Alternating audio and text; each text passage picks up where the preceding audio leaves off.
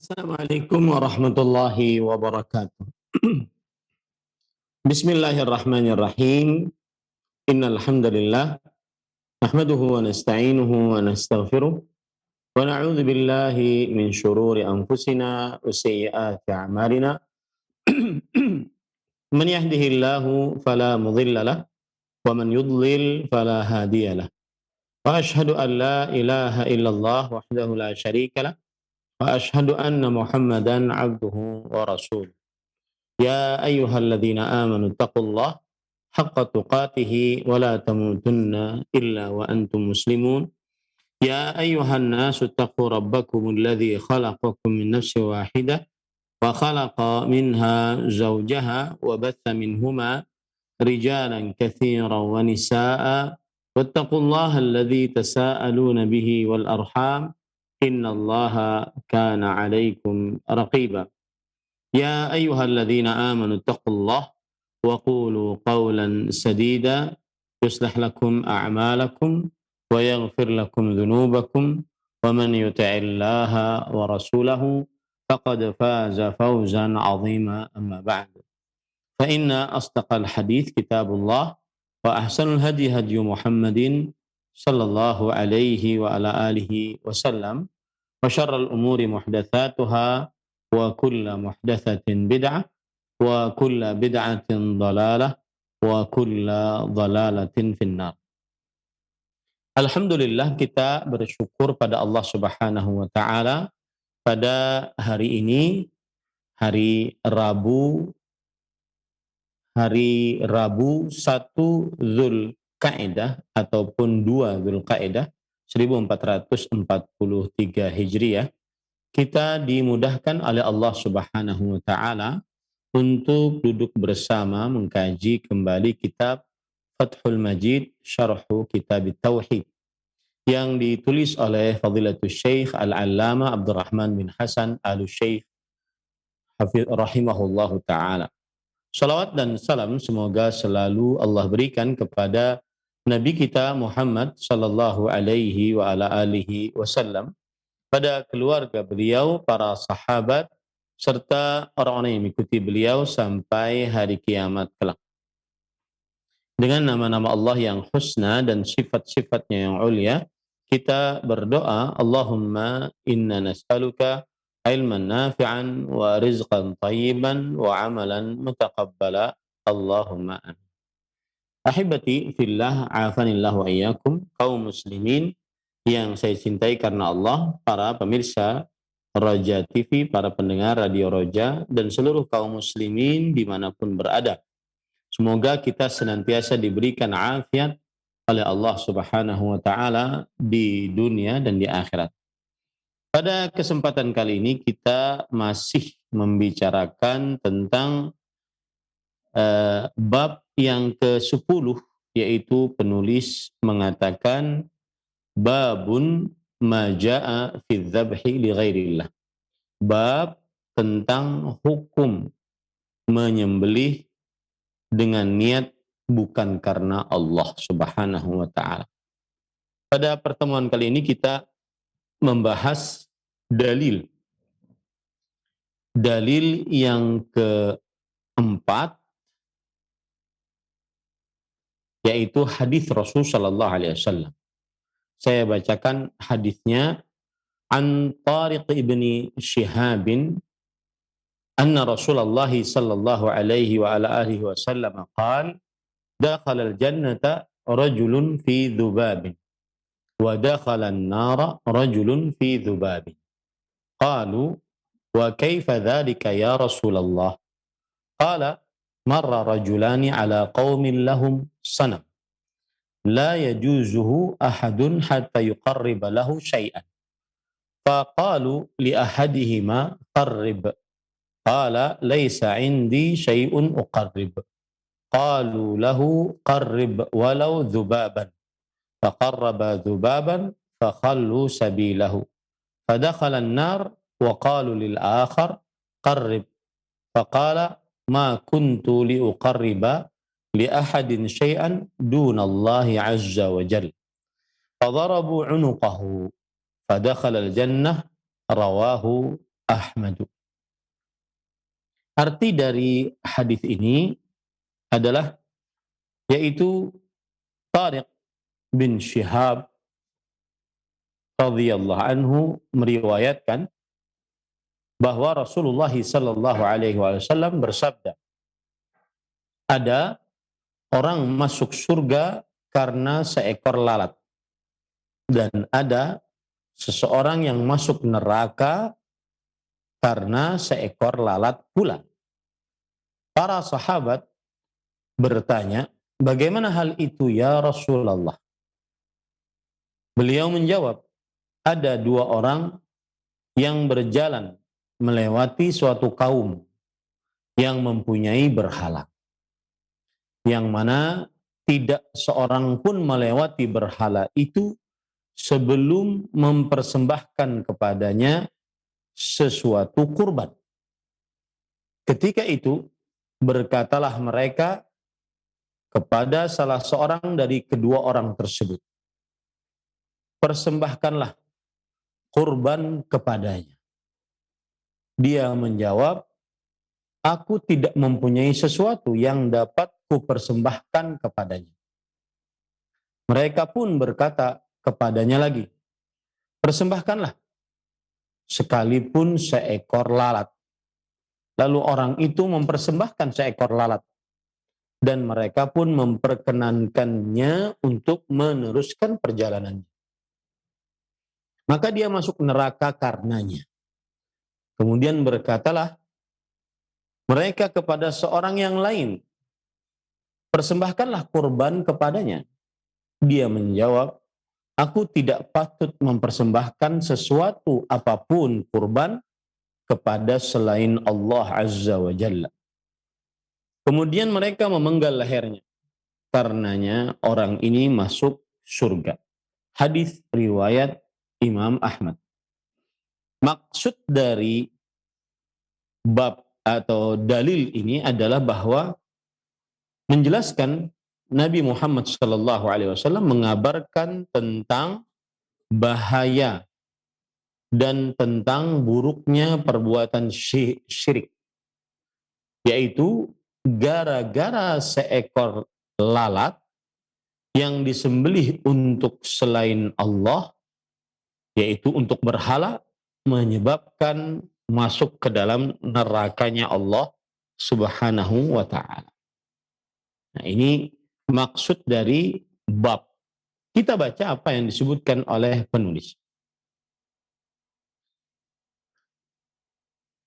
Qauluhu an Tariq bin Syihab anna Rasulullah sallallahu alaihi wasallam qala, ini di halaman 198, silahkan diperlihatkan. Sabda Rasul sallallahu alaihi wasallam yang disebutkan dalam hadis dari Tariq bin Syihab bahwa Rasul sallallahu alaihi wasallam bersabda, dakhalal jannata rajulun fi dhubab wa dakhalan nara rajulun fi dhubab. Kita langsung kepada 199, halaman 199, karena tadi hadisnya sudah saya baca. 199, qala Ibnul Qayyim rahimahullah. Imam Ibnul Qayyim rahimahullah ta'ala berkata, qala al-Imam Ahmad rahimahullah, haddathana Abu Muawiyah qala haddathana al-A'mash an Sulaiman ibni Maisarah an Tariq ibni Syihab yarfa'uhu qala dakhala rajulun al-jannah fi dhubabin, al-hadith. Imam Ibnu Qayyim rahimahullahu ta'ala berkata, Imam Ahmad rahimahullah meriwayatkan hadis ini dengan sanad, telah memberitahukan kepada kami Abu Muawiyah. Abu Muawiyah berkata, telah memberitahukan kepada kami Al-A'mash. Al-A'mash adalah Sulaiman bin Mihran. Al-A'mash mendapatkan riwayat dari Sulaiman bin Maisarah. Sulaiman bin Maisarah mendapatkan riwayat dari Tariq bin Syihab. Tariq bin Syihab meriwayatkan secara marfu' sampai kepada Rasulullah sallallahu alaihi wasallam. Baik. Wa Tariq ibnu Syihab huwa al-Bajali al-Ahmasi. Tariq bin Syihab adalah al-Bajali al-Ahmasi. Jadi beliau nisbatnya al-Bajali al-Ahmasi. Kunyahnya Abu Abdillah. Ra'an Nabiya sallallahu alaihi wasallam wa huwa rajul. uh, beliau pernah melihat Rasul sallallahu alaihi wasallam dalam keadaan sudah dewasa. Qala al-Baghawi nazala al-Kufah. Dan berarti Tariq bin Syihab radhiyallahu anhu adalah pernah melihat Rasulullah sallallahu alaihi wasallam. Berarti sahabat Rasul sallallahu alaihi wasallam.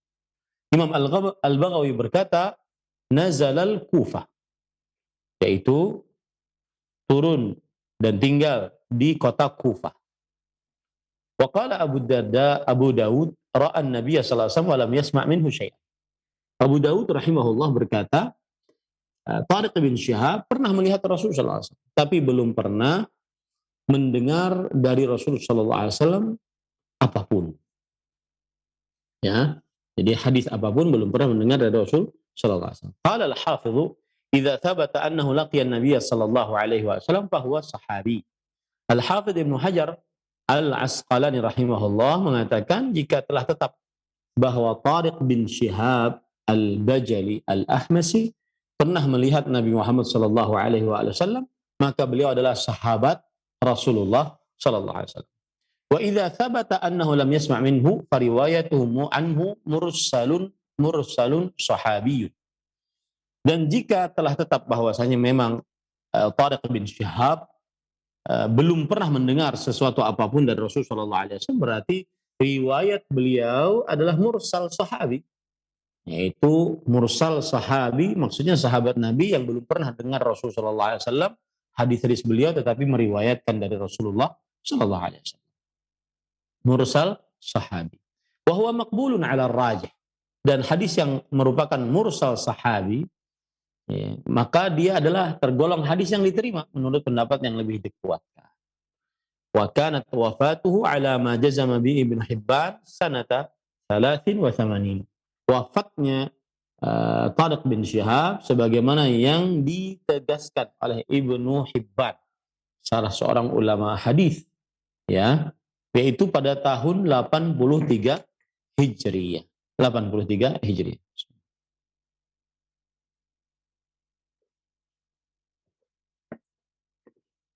Nah, itu tadi membicarakan sahabat Nabi radhiyallahu anhu Tariq bin Syihab yang meriwayatkan hadis ini. Baik. Kemudian penulis mengatakan qauluhu dakhalal jannata rajulun fi dzubab ay min ajli. Seseorang masuk ke dalam surga di dalam lalat atau perihal lalat. Maksudnya karena sebab lalat, gitu ya. Seorang masuk ke dalam surga karena sebab lalat. Qauluhu qalu wa kaifa dzalika ya Rasulullah. Dan di dalam hadis disebutkan bagaimana itu bisa terjadi wahai Rasulullah SAW. Kata penulis ka'annahum taqalu dzalik. Seakan-akan mereka menganggap remeh hal tersebut. Kok bisa lalat memasukkan seseorang ke dalam surga? Ini remeh sekali. Wa ta'ajjabu minhu. Mereka takjub dengan hal tersebut. Fabayyana lahumun nabiyyu sallallahu alaihi wasallam ma sayyara hadzal amra al-haqira indahum 'aziman yastahiqqu alaihi al-jannah. Lalu Nabi Muhammad sallallahu alaihi wasallam menjelaskan kepada mereka apa yang menjadikan perkara yang remeh, yang hina ini di sisi mereka besar, agung dan berhak atasnya surga. Wa yastaujibul akhar alaihin nar, dan amalan yang lain mengakibatkan ke dalam neraka. Ya. Maka itu datang dari penjelasan Rasul sallallahu alaihi wasallam. Qauluhu famarra rajulani ala qaumin lahum san. Dan di dalam hadis disebutkan dua orang berjalan melewati suatu kampung yang memiliki berhala. As-sanamu ma kana manhutan ala surah wa yutlaqu alaihi al-wathan kama mar. Sanam adalah sesuatu yang dipahat memiliki rupa manusia atau menyerupai rupa manusia. Dan juga sanam dikatakan juga dalam bahasa Arab al-wathan. Sama, semuanya artinya adalah berhala. Tetapi kalau dipisah, kalau disebutkan satu-satu, sanam adalah berhala yang menyerupai makhluk hidup. Sedangkan wathan adalah berhala yang tidak menyerupai makhluk hidup. Nah,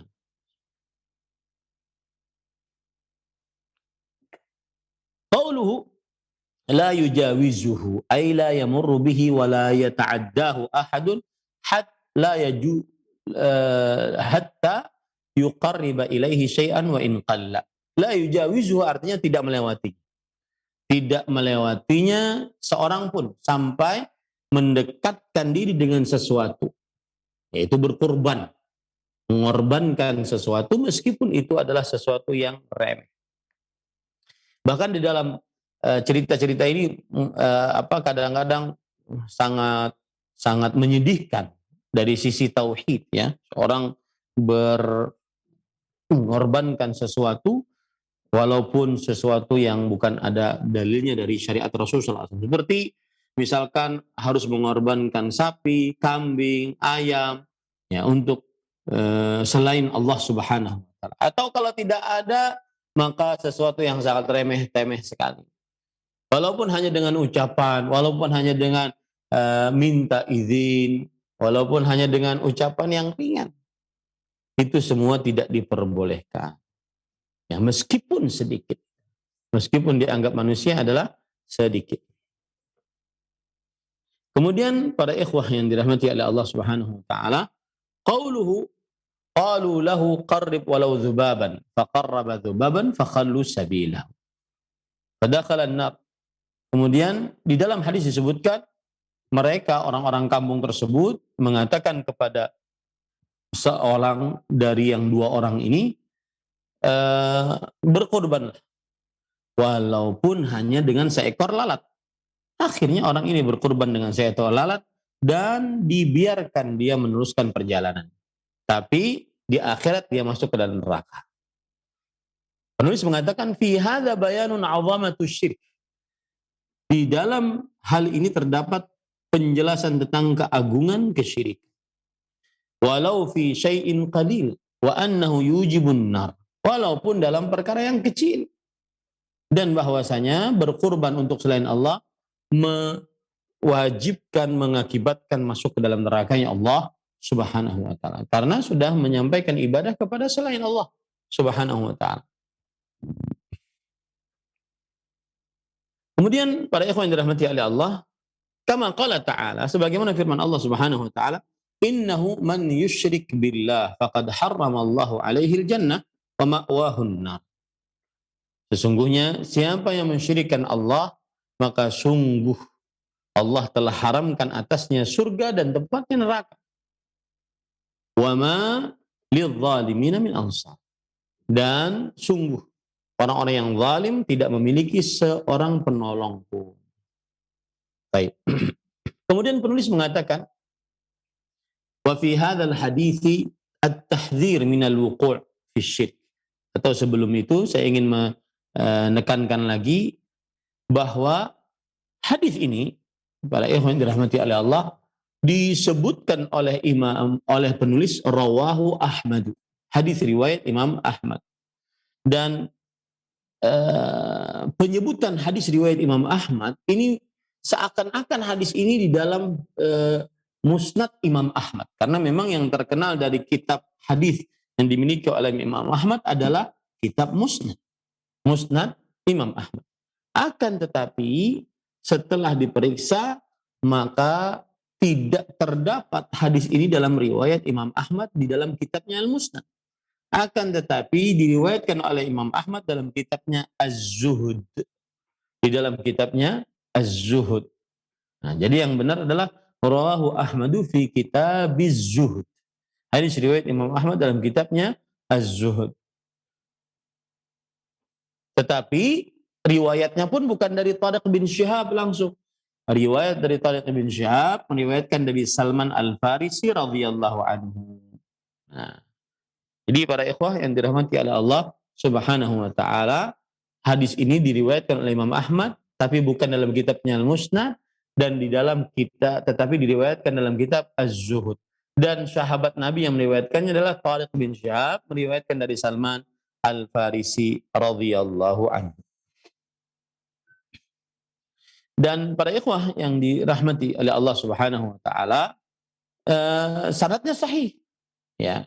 Dan keadaan atau apa yang disebutkan dalam hadis ini tidak bisa dikatakan sebagai pendapat manusia biasa, tetapi ini adalah wahyu. Makanya hadis ini mempunyai hukum seperti hukum hadis yang dirafa'kan, hadis yang diangkat kepada Rasulullah Shallallahu Alaihi Wasallam, karena dia adalah perkara kabar gaib tentang terjadinya sesuatu kisah dan juga ganjaran yang didapati oleh dua orang yang disebutkan dalam hadis tersebut. Dan ini tidak bisa terjadi kecuali dengan hadis Rasul Sallallahu Alaihi Wasallam. Nah, itu tambahan tadi ya. Jadi hadisnya itu hadis riwayat Imam Ahmad, tetapi bukan di dalam kitabnya Al-Musnad, bukan di dalam kitabnya Al-Musnad. Baik. Kemudian penulis mengatakan wa fi hadzal hadits at-tahdhiru min al-wuqu'i fi asy-syirk wa anna al-insana qad yaqa'u fihi wa huwa la yadri wa annahu min asy-syirk alladhi yujibu an-nar. Di dalam hadis ini terdapat peringatan dari terperosok ke dalam kesyirikan. Dan bahwasanya manusia terkadang terperosok ke dalamnya dalam keadaan dia tidak menyadarinya, bahwa itu termasuk kesyirikan yang menyebabkan ke dalam neraka. Jadi orang tersebut mungkin dia tidak menyadari kalau itu adalah masukan dia ke dalam kesyirikan. Nah, wa fihi annahu dakhala an-nar bisababin lam yaqsudhu ibtida'an. Dan di dalam hadis ini juga terdapat bahwa orang tersebut masuk ke dalam nerakanya Allah Subhanahu wa taala dengan sebab yang tidak dimaksudkan dari awalnya. Ya, dengan sebab yang tidak dimaksudkan dari awalnya. Tidak ada maksud untuk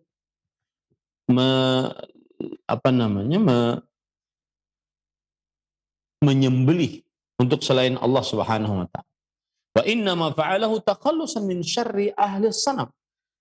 Orang ini mengerjakannya hanya karena ingin terlepas dari keburukan ya penyembah berhala. Nah, ini. Tapi tetap saja dengan begitu dia masuk ke dalam nerakanya Allah Subhanahu wa taala. Meskipun dari awal dia tidak bermaksud. Wa fihi anna dzalika ar-rajula kana musliman qabla dzalik. Dan di dalamnya terdapat hadis bahwa orang yang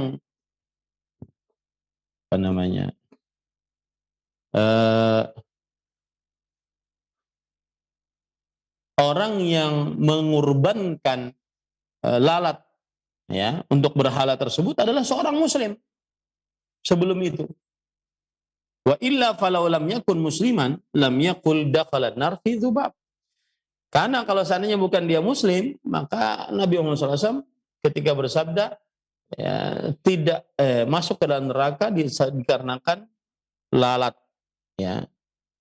Kalau seandainya dia orang kafir belum masuk Islam, maka tidak cocok penyebutan ini. Dakhalan nar itu masuk ke dalam neraka disebabkan karena lalat. Ini menunjukkan bahwa asalnya dia muslim lalu dia mengerjakan kesyirikan. Ya, yaitu menyembelihkan hewan kurban untuk selain Allah Subhanahu wa taala. Wa fihi anna 'amal al-qalbi huwa al-maqsudul a'zam hatta 'inda 'abadatil awthan dzakarahu al-musannif rahimahullah. Di dalam hadis ini juga adalah bahwa amalan hati huwal maqsudul a'zam. Dialah yang dimaksud tujuan yang paling agung. Hatta 'inda abadatil awthan, sampai jika hal tersebut pada penyembah berhala. Dzakarahul musannif bimakna, disebutkan oleh penulis dengan maknanya.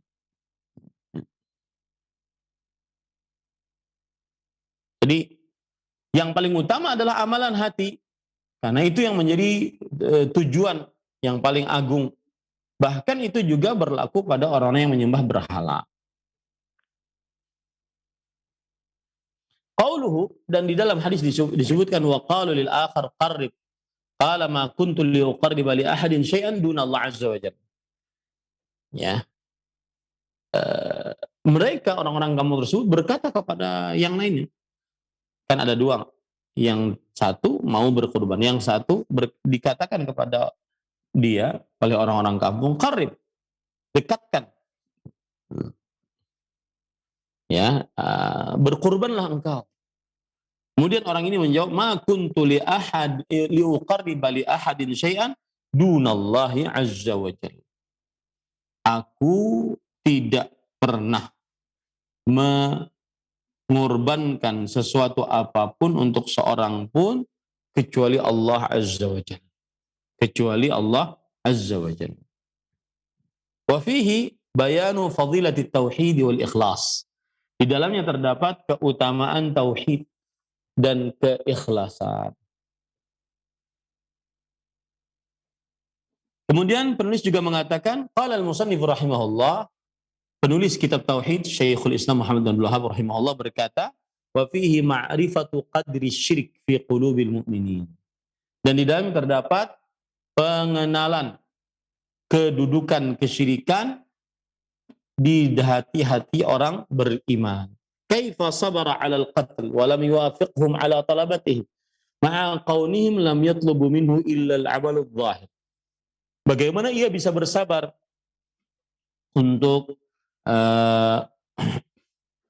dibunuh, ya, dan ia tidak menyetujui apa yang diminta kepada dia oleh mereka.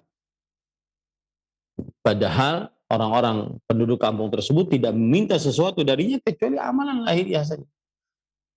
Nah, ini menunjukkan para ikhwah yang dirahmati oleh Allah Subhanahu wa taala bahwa hubungan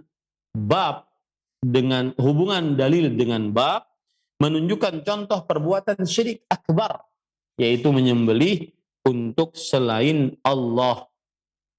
Menyembelih untuk selain Allah Subhanahu wa taala. Karena menyembelih lalat untuk berhala menyebabkan masuk ke dalam neraka. Dan ancaman ini menunjukkan bahwa perbuatan ini diharamkan dan termasuk perbuatan syirik kepada Allah. Karena menyamakan selain Allah dengan Allah dalam perkara yang khusus milik Allah, yaitu ibadah menyembelih. Nah, ini yang bisa kita pelajari pada bab yang ke-10 ini. Kita baca sekarang kandungan-kandungan yang ada pada bab ini. Yang pertama, al-ula tafsiru qul inna salati wa nusuki. Ya, tafsir dari ayat, yaitu surat Al-An'am ayat 162-163. Tafsirannya adalah bahwa sembelihan hanya milik Allah semata. Dan yang menjadikan untuk selain Allah adalah kesyirikan. Karena hakikat dari kesyirikan menjadikan sesuatu dari hak Allah diberikan kepada selain Allah. Nah, kemudian kandungan bab yang kedua, tafsiru fasalli li rabbika wanhar. Salatlah untuk Rabbmu dan sembelih. Salatlah untuk Rabbmu dan sembelih. Dan wanhar di sini adalah menyembelih. Dan sembelihan untuk selain Allah semata, ya, yang menunjukkan bahwa menjadikan sembelihan untuk selain Allah termasuk kesyirikan. Ya, termasuk kesyirikan. Kemudian kandungan yang ketiga, al-bada'atu bila'nati man dzabaha li ghairillah. Memulai dengan laknat siapa yang menyembelih bukan karena Allah Subhanahu wa ta'ala. Maksud dari hal tersebut adalah bahwasanya orang yang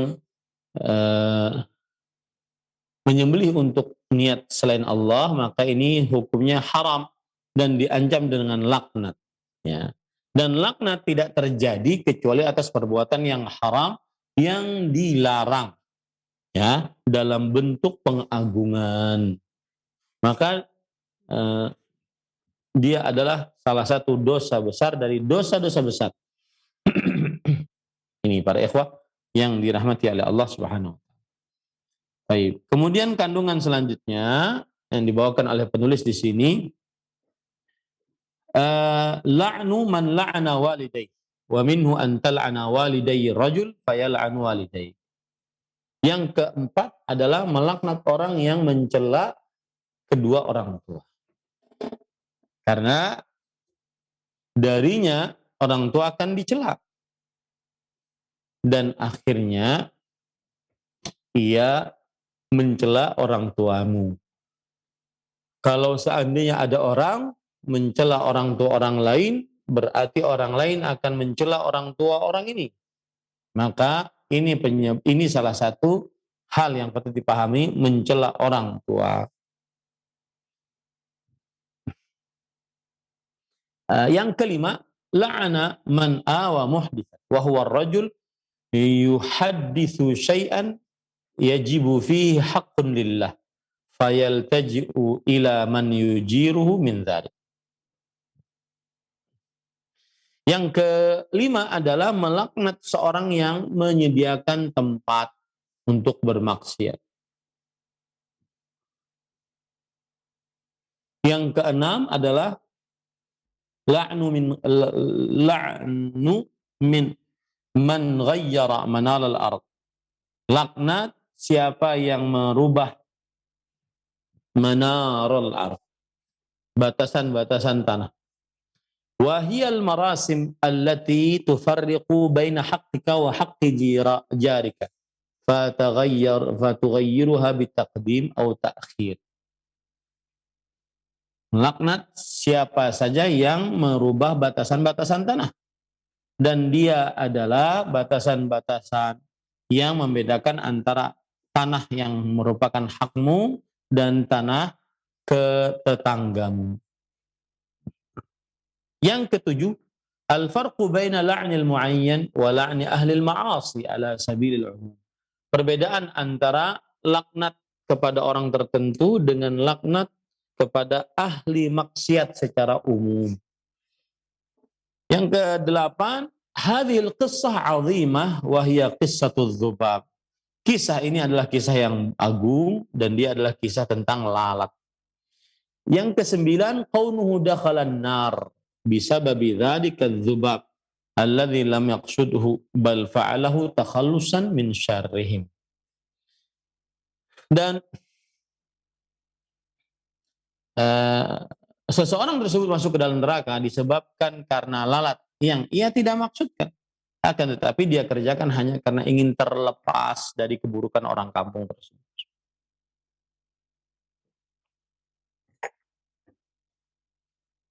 Jadi orang ini tidak mengetahui, ya, dan tidak bermaksud, tapi dia hanya mengerjakannya untuk biar bisa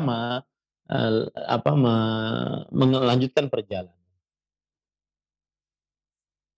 Al-ashirah, ma'rifatu qadri syirik fi qulubil mu'minin. Ya, pengenalan tentang keberadaan kesyirikan di hati orang-orang beriman.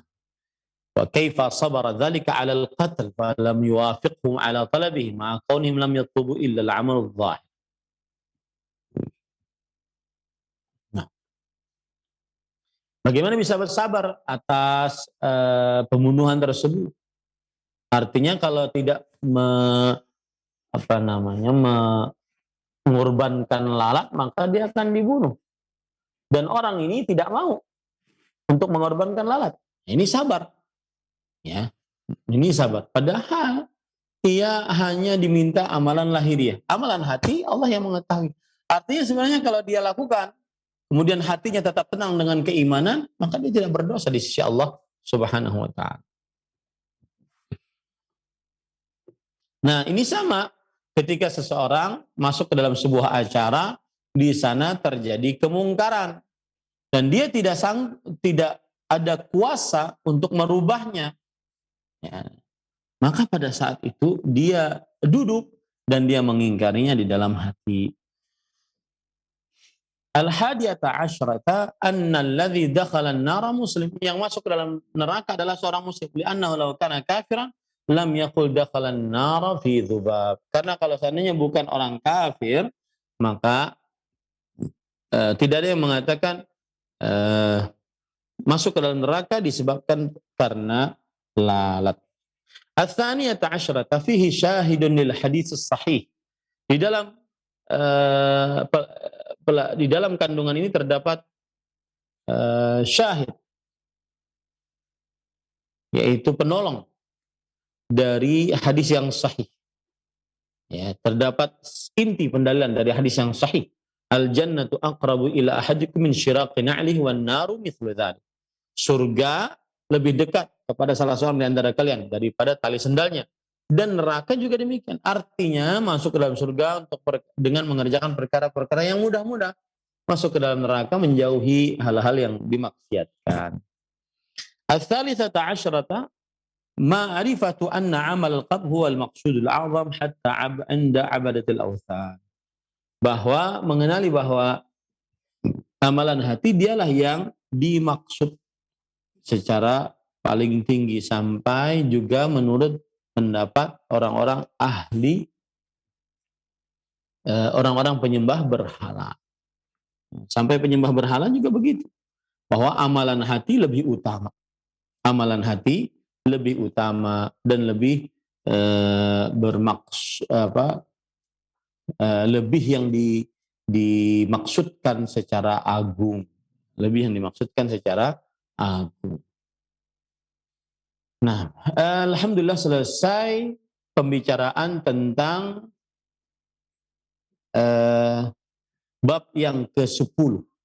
Intinya bab yang ke-10 ini makna babnya menjelaskan keharaman menyembelih untuk Allah. Itu bab yang ke-11. Maknanya menjelaskan hukum menyembelih untuk selain Allah. Dan hubungan bab dengan tauhid adalah menunjukkan contoh perbuatan syirik akbar, yaitu menyembelih selain untuk Allah. Karena di dalamnya menyamakan selain Allah dengan Allah dalam perkara yang khusus milik Allah, yaitu ibadah menyembelih. Kemudian untuk dalil yang pertama, Quran surat Al-An'am ayat 162-163, makna dalilnya adalah bahwa Allah memerintahkan nabinya untuk mengatakan kepada orang-orang musyrik yang menyembah selain Allah bahwa beliau memurnikan ibadah hanya untuk Allah. Tiada sekutu apapun bagi Allah, termasuk di dalam menyembelih.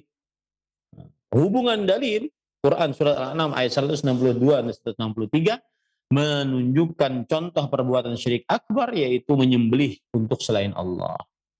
Karena di dalam ayat disebutkan hanya untuk Allah, Tuhan yang mengatur alam semesta. Berarti menjadikan sembelihan untuk selain Allah adalah kesyirikan. Dan juga di dalam menyembelih untuk selain Allah terdapat penyamaan selain Allah dengan Allah dalam perkara yang khusus milik Allah, yaitu ibadah menyembelih.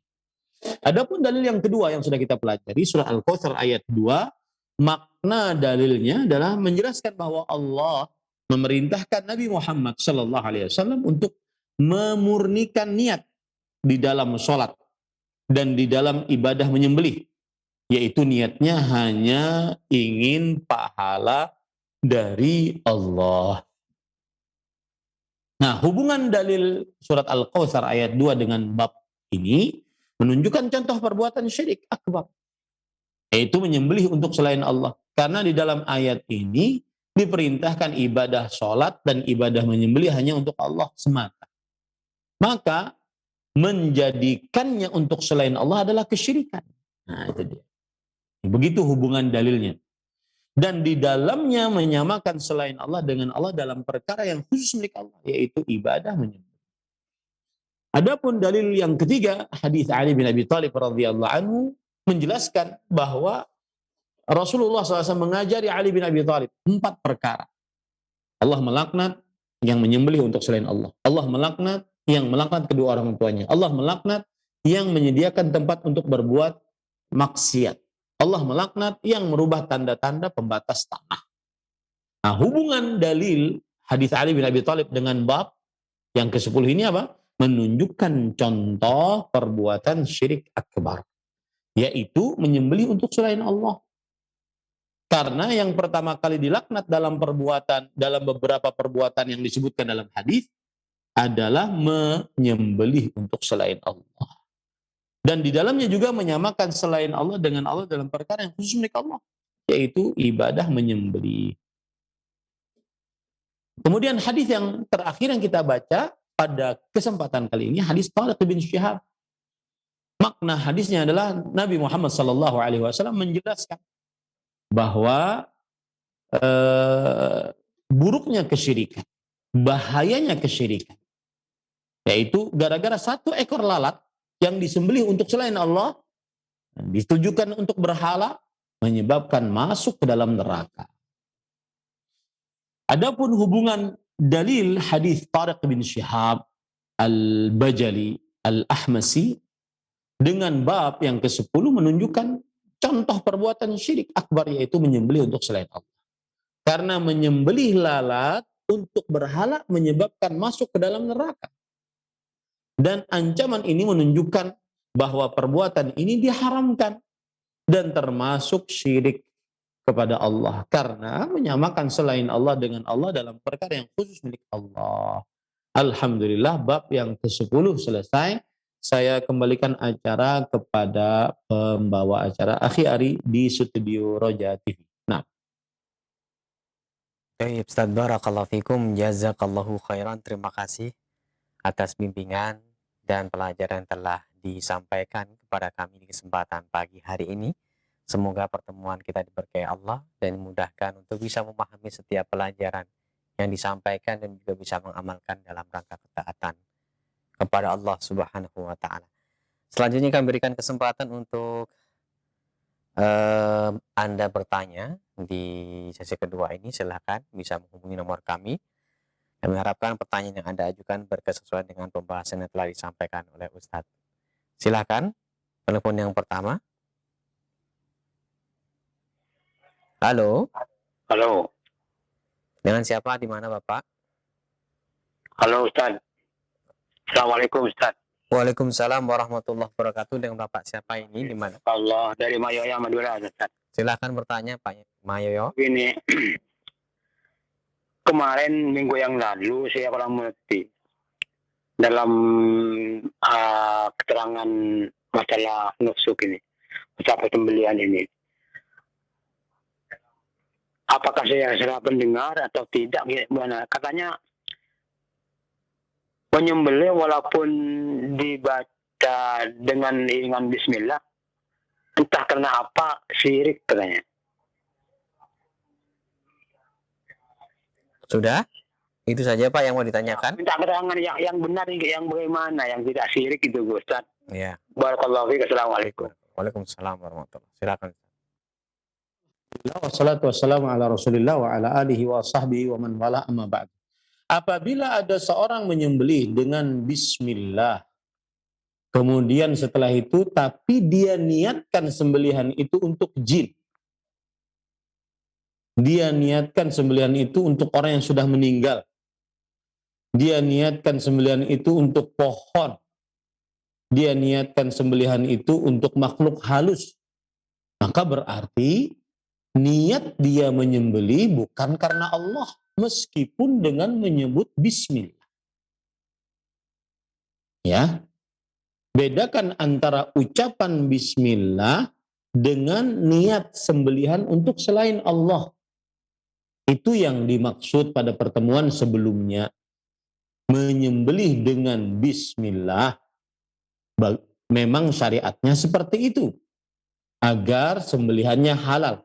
Tetapi ketika sembelihan tersebut diniatkan untuk selain Allah, maka berarti itu adalah perbuatan kesyirikan. Karena Allah berfirman, "Qul inna salati wa nusuki wa mahyaya wa mamati lillahi rabbil alamin." Katakanlah wahai Muhammad sallallahu alaihi wasallam, sesungguhnya salatku, sembelihanku, hidup dan matiku lillah, hanya untuk Allah. Niatnya hanya untuk Allah. Allah juga berfirman, fasalli li rabbika wanhar. Salatlah dan berkurbanlah untuk Rabbmu. Jadi harus dibedakan antara ucapan bismillah dengan niat untuk selain Allah. Mungkin orang menyembelih dengan niat dengan bismillah, tapi niatannya ini kurban, dia kurbankan untuk jin, untuk makhluk halus, untuk tumbal kepada jin, untuk orang yang sudah mati, dan seterusnya. Maka itu perbuatan kesyirikan. Meskipun mengucapnya dengan bismillah. Jadi jangan sampai salah ya. Bukan berarti orang mengucap sembelihan dengan bismillah kemudian syirik. Tidak. Mengucap bismillah tapi niatannya untuk selain Allah. Nah, di situ ada nilai kesyirikan. Wallahu a'lam. Nah. Baik Ustaz, barakallahu fikum. Terima kasih atas jawaban dan nasihat yang bermanfaat yang telah disampaikan. Semoga bermanfaat untuk yang bertanya khususnya. Selanjutnya kami berikan kesempatan telepon yang kedua, silakan. Halo. Halo, assalamualaikum. Waalaikumsalam warahmatullahi wabarakatuh. Bapak dengan siapa ini, di mana? Dengan Pak Edi, Pak. Halo. Pak Edi, silahkan dikecilkan dulu volume dari televisinya. Pak Edi cukup mendengarkan via telepon ya, Siap. supaya tidak mengganggu kualitas suara Pak Edi untuk Ustaz. Lagi di mobil. Ya silakan Pak. Saya dari Edi, Pak, di Citralaya, Tangerang. Silakan pertanyaannya. Begini, Pak, saya sebelumnya ada kerja di perusahaan swasta lah ya. Saya ada tanggung jawab di perusahaan itu. Kemudian di perusahaan itu, kalau saya lihat kan ada sesuatu lah ya, mungkin ada jin apalah ya.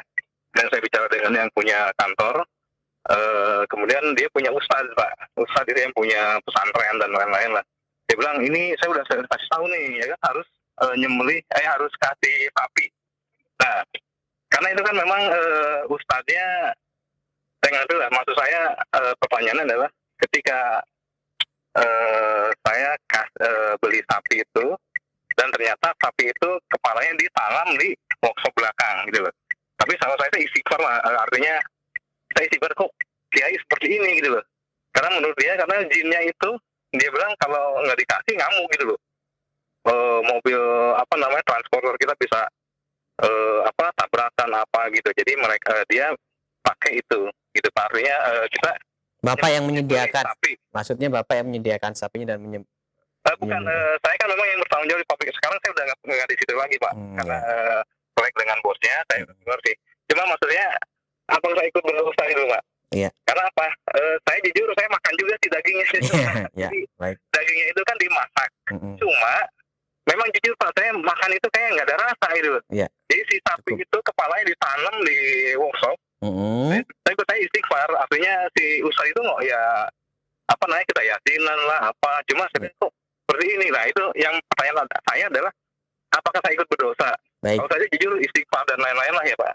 Baik Bapak, terima kasih. Penjelasan Pak. Makasih Pak. Ya. Assalamualaikum. Waalaikumsalam. Silakan Ustaz.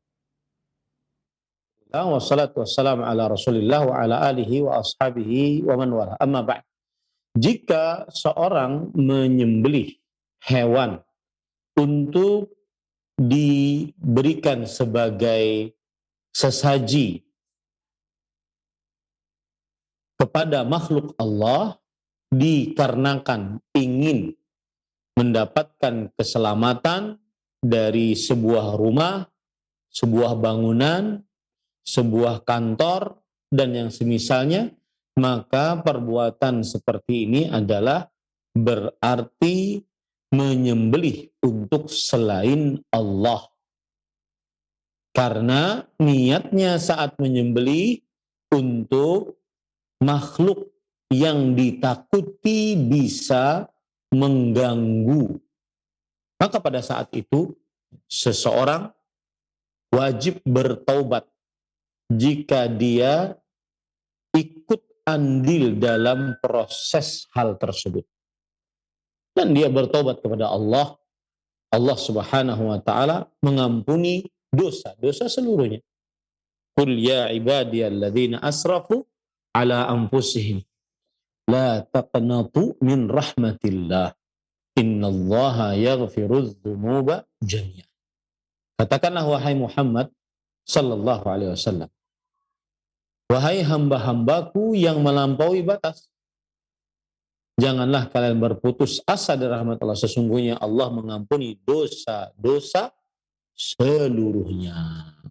Nah, ini menunjukkan bahwa jika bertobat atas dosa apapun diampuni selama tobatnya ikhlas, menyesal atas perbuatan dosa tersebut, bertekad untuk tidak mengulangi perbuatan dosa tersebut, berhenti dari maksiat yang dilakukan, dan kemudian dilakukan pada waktu yang memang cocok untuk dilakukan, yaitu saat masih hidup atau sebelum hari kiamat. Maka setiap yang ikut andil dalam acara tersebut, terutama penyedia sapinya, kemudian penyembelihnya, jika memang diniatkan untuk sebagai sesaji kepada makhluk yang dianggap menghuni bangunan tersebut, maka itu termasuk daripada memalingkan ibadah kepada selain Allah. Dan itu adalah kesyirikan. Wallahu a'lam. Barakallahu fikum Ustaz. Terima kasih atas jawabannya. Selanjutnya kami berikan kesempatan kembali, silahkan. Untuk Anda yang ingin bertanya via telepon, kami tunggu, silahkan. Halo. Halo. Assalamualaikum. Waalaikumsalam warahmatullahi wabarakatuh. Bapak, dengan siapa, di mana? Oh, Pak Irsan dari Sulawesi. Pak Irsan, dikecilkan dulu volumenya Pak Irsan. Cukup mendengarkan via telepon ya. Iya, iya. Sudah? Sudah, insyaallah. Silakan pertanyaannya Pak Irsan. Saya bertanya ini Pak Ustaz. Nah, Iya. insyaallah saya ini kan penjual daging, tiap hari sembeli sapi. Iya. Terus sapinya kan niat untuk dijual. Tapi sudah sembeli itu kan sudah kita gimana kira-kira ini Ustaz? Kan niatnya ini sembeli sapi tapi untuk dijual. Begitu. Iya. Di pasar. Baik Bapak, terima kasih. Oke, ya, makasih. Alhamdulillah. Silakan Ustaz. Wassalatu wassalamu ala Rasulillah wa ala alihi wa ashabihi wa man wala. Amma ba'd. Hukum menyembelih untuk dijual, maka hukumnya adalah mubah. Karena dia niatannya untuk mencari nafkah atas penyembelihan tersebut. Hal tersebut adalah perkara yang mubah. Nah, disinilah berlaku ucapan bismillah saat dia menyembelih. Dia menyembelihnya dengan mengucap bismillah, niatannya agar bisa dijual. Maka ini niatan mubah. Dan dengan ucapan bismillah tersebut, dagingnya menjadi halal. Adapun orang mengucapkan bismillah saat menyembelih, tetapi niatannya untuk dijadikan sesaji kepada makhluk halus, jin, orang yang sudah mati, maka sembelihannya dengan bismillah disyariatkan, tetapi niatannya adalah menyimpang dan keliru, termasuk perbuatan kesyirikan. Jadi hukumnya mubah karena niatannya untuk menjual, mencari nafkah dengan menyembelih sapi dan menjual dagingnya. Wallahu a'lam. Terima kasih atas jawaban dan nasihat yang telah disampaikan. Kami akan beralih ke pesan singkat. Ada pertanyaan telah masuk. Assalamualaikum Ustadz. Dulu saat ada rezeki lebih, saya pernah berkurban. Jika saat ini saya hidup dalam kondisi yang serba kekurangan karena pengeluaran hidup sehari-hari yang lebih besar daripada pendapatan, apakah tepat atau dibolehkan saya memaksakan berkurban lagi dengan cara meminjam uang dengan harapan dengan niat nanti Allah tambah rezekinya untuk mudah membayar hutang tersebut. Bagaimana hukumnya seperti ini Ustaz, berkurban dengan niat agar Allah tambahkan rezekinya? Bismillah, walhamdulillah, wassalatu wassalamu ala rasulillah wa ala alihi wa ashabihi wa man wala. Amma ba'du. Berkurban hukumnya menurut pendapat yang dikuatkan adalah wajib bagi siapa yang mampu. Sebagaimana hadis Rasul sallallahu alaihi wasallam, "Inna ala kulli ahli baitin fi kulli amin udhiyah." Sesungguhnya atas setiap rumah di setiap tahun ada kewajiban untuk berkurban bagi siapa yang mampu. Maka bagi siapa yang mampu hendaknya dia berkurban. Ya. Lalu bolehkah berkurban dengan berhutang? Jawabannya boleh, asalkan memang dia bisa membayarnya. Karena Rasulullah Sallallahu Alaihi Wasallam semenjak disyariatkan berkurban tidak pernah di kota Madinah tidak berkurban.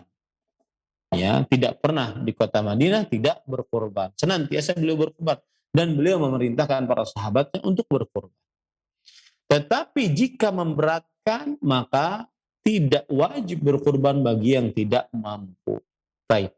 Apakah kemudian berkurban dengan niat agar diluaskan rezekinya boleh? Maka jawabannya adalah beribadah kepada Allah dengan niat duniawi dibagi menjadi beberapa bagian. Yang pertama, beribadah murni hanya karena ingin pahala dan ganjaran dari Allah, keridhaan Allah. Maka ini yang paling utama.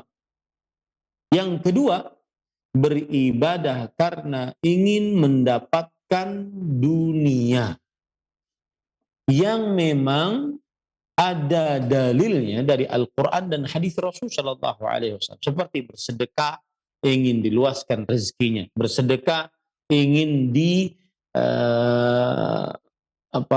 mengobati penyakit orang yang sedang sakit dari keluarganya, atau amalan-amalan menambung hubungan rahim, ingin dipanjangkan umurnya dan diluaskan rezekinya, maka ini diperbolehkan. Dan hal ini dibagi menjadi dua.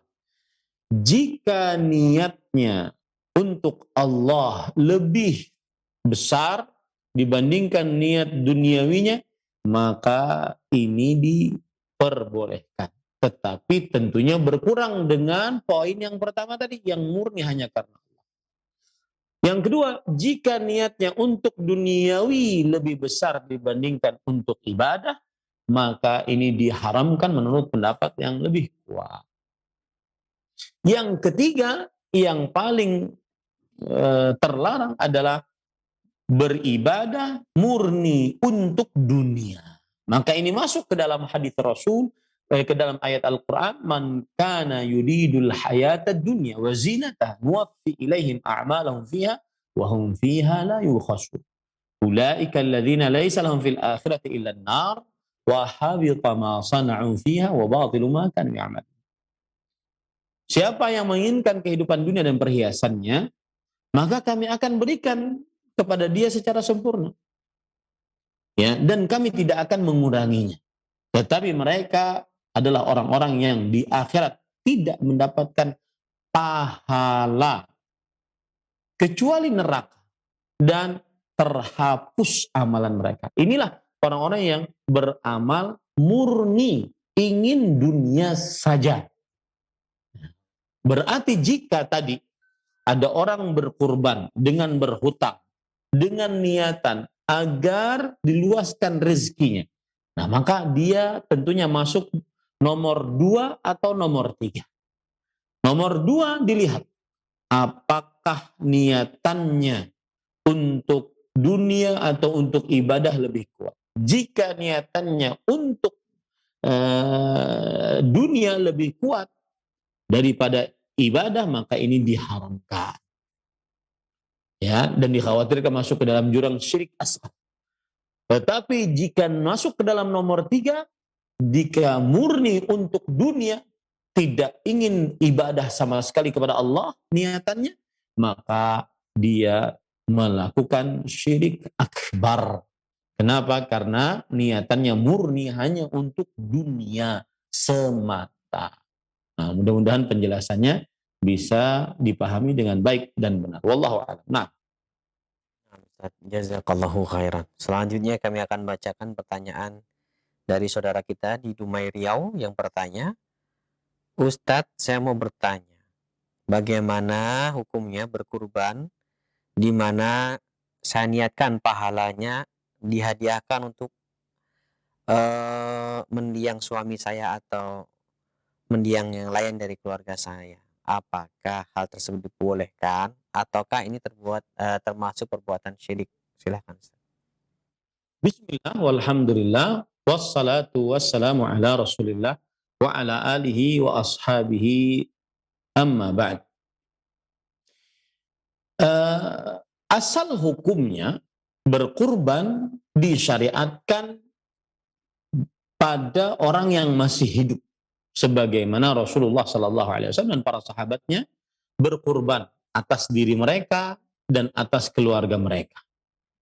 Adapun apa yang dikira sebagian orang awam tentang mengkhususkan kurban atas seorang mayit, maka ini tidak ada asalnya.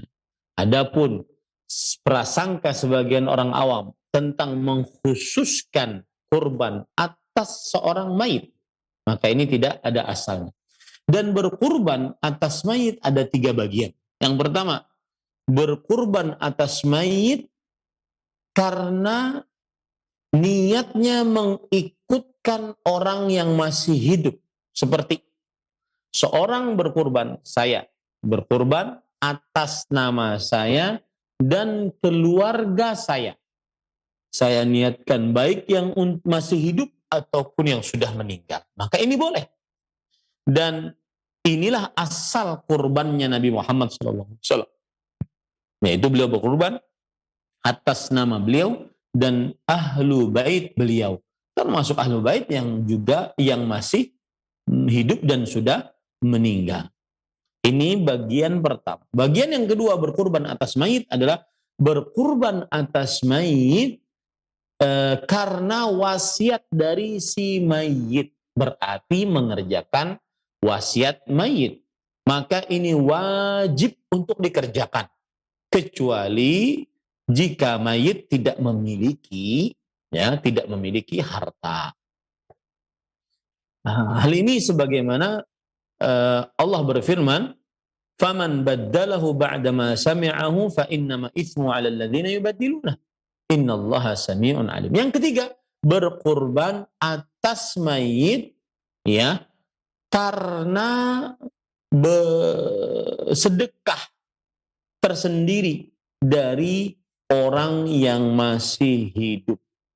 Yaitu seseorang berkurban menyembelih hewan atas nama bapaknya secara tersendiri yang sudah meninggal, atau atas nama ibunya secara tersendiri dan ibunya sudah meninggal. Ya. Nah, ini para ikhwan dirahmati oleh Allah Subhanahu wa taala. Maka para ikhwah yang dirahmati oleh Allah, sebagian ulama membolehkan akan hal ini seperti mazhab Hambali. Akan tetapi wallahu alam belum ada sunnah yang menunjukkan akan hal ini, bahwa Nabi Muhammad SAW belum pernah berkorban atas seorang pun dari keluarganya yang sudah meninggal secara khusus. Ya, beliau belum berkorban atas pamannya Hamzah bin Abdul Muttalib, atau atas anak-anaknya yang meninggal sebelum beliau, atas anak-anak perempuannya yang meninggal sebelum beliau, ya, atau atas istri beliau yang meninggal sebelum beliau, yang merupakan notabene adalah istri yang paling beliau cintai, paman beliau yang paling dekat dengan beliau. Dan belum ada riwayat dari para sahabat Nabi radhiyallahu anhum bahwa para sahabat ada seorang dari mereka, belum pernah ada seorang pun dari mereka yang berkurban atas seorang dari keluarganya yang sudah meninggal. Nah ini para ikhwah dirahmati Allah. Jadi wallahu alam, itulah 3 bagian berkurban atas orang yang sudah meninggal. Nomor 1 dan nomor 2 diperbolehkan, nomor 3 belum ada sunnahnya. Wallahu a'lam. Nah, Baik Ustaz, pertanyaan selanjutnya kami akan bacakan dari pesan singkat dari hamba Allah yang bertanya. Pak Ustadz, saya mau bertanya, waktu dulu saudara menyuruh saya ke Ustadz niatnya untuk ikhtiar, dikarenakan pada waktu itu saya belum menikah, karena selalu ada aja halangan dan hambatannya. Tadinya saya nggak mau karena takut mengarah kepada perbuatan syirik, tapi akhirnya saya ke Ustadz tersebut dan ternyata ada sesuatu di diri Ustadz tersebut, yaitu memerintahkan untuk saya menelan 3 biji kacang hijau mentah 3 butir. Tadinya saya nggak mau, tapi katanya itu tidak apa-apa. Pertanyaannya, apakah ketika saya sudah menelannya dan sudah dalam tubuh, apakah perbuatan saya ini termasuk hal yang dilarang atau kesyirikan, dan bagaimana jika itu sudah tertelan di dalam tubuh kita? Silakan Ustaz. bismillah, walhamdulillah, wassalatu wassalamu ala rasulillah wa ala alihi wa ashabihi wa man wala. Cara pengobatan yang seperti ini harus dilihat apakah dia termasuk cara pengobatan sesuai dengan syariat ataukah cara pengobatan sesuai dengan pengobatan kauni qadari. Jadi gini, pengobatan ada 2. Pengobatan sesuai dengan syariat Islam dan pengobatan yang merupakan pengobatan kauni qadari. Saya jelaskan. Pengobatan yang sesuai dengan syariat Islam adalah yang ada dalilnya dari Al-Quran atau hadis Rasulullah SAW. Seperti wa nunazzilu minal Qur'ani ma huwa syifa, dan kami turunkan Al-Quran yang merupakan obat penyembuh. Berarti di sini membaca Al-Quran adalah pengobatan sesuai dengan syariat Islam, karena disebutkan sebagai obat penyembuh. Kemudian juga madu. Allah berfirman, fihi syarabun mukhtalifun alwanuhu. Di dalam perut lebah terdapat minuman yang berwarna-warni, syifa'ul linnas, sebagai obat bagi manusia. Ya, sebagai obat bagi manusia. Ini menunjukkan bahwa madu adalah obat bagi manusia. Madu adalah obat bagi manusia. Sebagaimana disebutkan dalam surah An-Nahl ayat 69. Kemudian juga diantaranya Zamzam. Zamzam lima syuribalah, syifa'u tuqmin wa ta'amu ta'min. Zamzam sesuai dengan niat yang meminumnya. Dia adalah obat penyembuh bagi penyakit dan makanan yang paling bergizi. Ini menunjukkan bahwa Zamzam adalah obat penyembuh yang disyariatkan.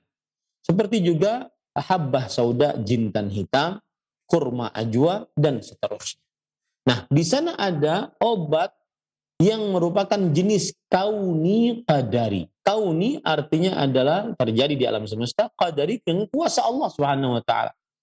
Tidak disebutkan dalam ayat Al-Qur'an atau hadis Rasulullah SAW secara eksplisit, tetapi sudah terbukti dan teruji dan bisa dipertanggungjawabkan bahwa obat tersebut sebagai penyembuh.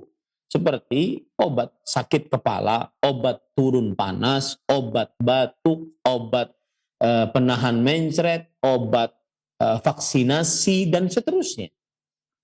Bisa dipertanggungjawabkan. Maka ini namanya obat kauni qadari. Syaratnya apa? Syaratnya adalah dari yang halal dan teruji dengan cara yang halal. Ya, maka ini diperbolehkan. Nah, sekarang kembali ke pertanyaan tadi.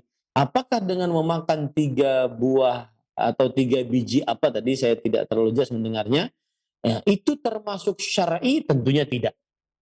Ataukah termasuk kauni qadari? Nah, dilihat. Diuji. Ada jurnalnya atau tidak? Jika tidak, maka berarti itu syirik asghar. Jika di dalamnya bahkan minta bantuan kepada jin, maka masuk ke dalam syirik akbar. Ya, karena menjadikan sebuah sebab sebagai sebab yang syariat belum menjadikannya sebagai sebab. Kaedahnya seperti itu adalah syirikan asghar. Dan apabila di dalamnya terdapat minta bantuan kepada jin, kepada selain Allah, maka menjadi syirik akbar. Allah berfirman, wa annahu kana rijalun minal insi ya'udzuna birijalin minal jinni fazaduhum rahaqa. Dan bahwasanya ada sekelompok dari bangsa manusia minta bantuan perlindungan kepada sekelompok dari bangsa jin, maka tidaklah menambahkan kepada mereka kecuali kesusahan. Wallahu a'lam. Naam. Nah, Ustaz, barakallahu fikum. Nampaknya pertanyaan yang kami bacakan tadi merupakan pertanyaan penutup atau terakhir di pertemuan kita. Sebelum kami akhiri pertemuan ini, mohon Ustaz memberikan ikhtiam fadhil Ustaz. Bismillah, walhamdulillah, wassalatu wassalamu ala rasulillah, wa ala alihi wa ashabihi wa man wala. Amma ba'du. Alhamdulillah, kita sudah menyelesaikan bab yang ke-10, babun maja'a fi dzabhi li ghairillah. Bab hukum tentang menyembelih dengan niat untuk selain Allah. Dan hukumnya haram dan perbuatannya termasuk syirik akbar. Karena menyembelih adalah ibadah jika diniatkan untuk selain Allah, maka termasuk kesyirikan. Dan karena menyembelih adalah ibadah jika diniatkan kepada selain Allah, berarti menyamakan selain Allah dengan Allah dalam perkara yang khusus milik Allah. Dan ini adalah kesyirikan. Semoga kita dan keluarga kita dijauhkan dari perbuatan menyembelih untuk selain Allah. Dan dengan alasan apapun, misalkan ingin sembuh dari penyakit, ingin keluar dari kemiskinan, ingin lunas hutang, maka jangan pernah menyembelih untuk selain Allah. Karena dia adalah perbuatan yang haram, dosa besar, dan menyebabkan kepada syirik akbar yang menghapuskan seluruh pahala dari amal ibadah. Sallallahu Nabi Muhammad, walhamdulillahirabbil alamin. Wassalamualaikum warahmatullahi wabarakatuh.